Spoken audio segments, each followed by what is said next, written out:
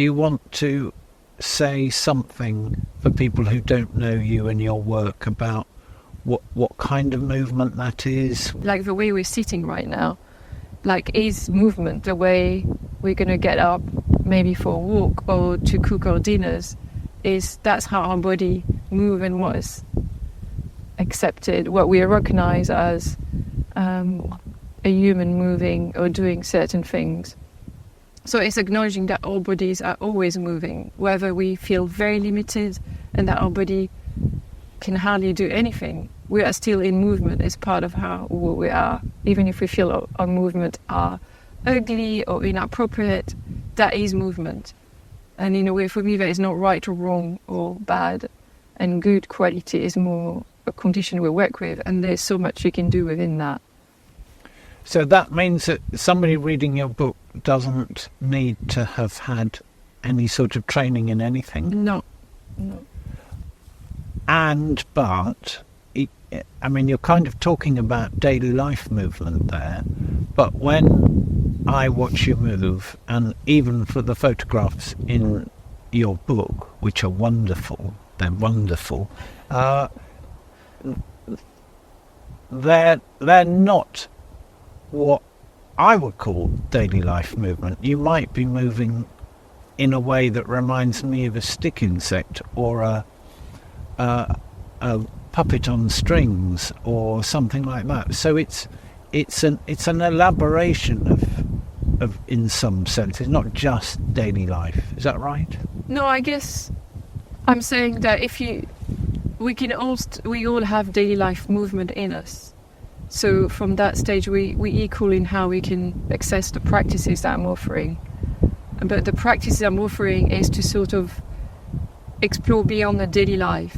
And that might include some of the movement I'm inviting might be very simple, but I'm more trying to open people up to see that we tend to move in certain ways and we never explore beyond those shapes, those movements, and how this way of moving we have tells a story about our narrative about being human in this planet, in relation to other beings, our place, how we behave. And by exploring other ways of being, maybe we can start to better understand the bias of this perspective and how we could open other ways of being and understanding on this planet and for ourselves. Yes.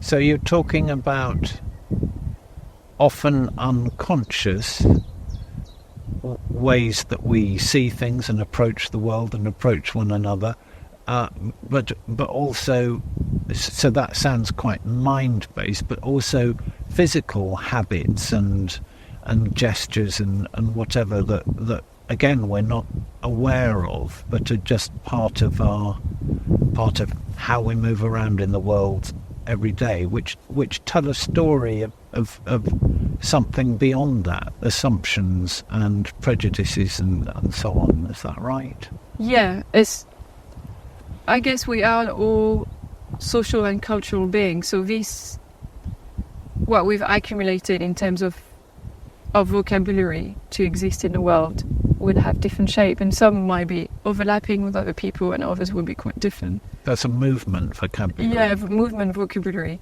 And this is the condition we're in, but I guess I find this condition can be constraining and can be very much mind-based, like this is the right way to move, so and then the body inside that has its own intelligence that is more connected to something more instinctual and intuitive. And by having this conditioning, we can repress that, because it's like, oh, I can't start suddenly lying on the floor when everybody else isn't. Or we might repress our own needs and desires. And obviously, within that is because we've learned that that's not appropriate or well received.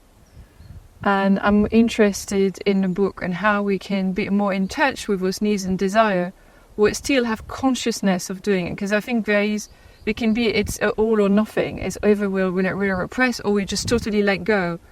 And I think for me, the word feral is often misunderstood as a totally going into whiteness and not thinking, not understanding. That actually the way I'm using it is with a true awareness and consciousness, which is of what we're doing and impact. But because we have this true understanding, it's more in dialogue into what we need and what's needed.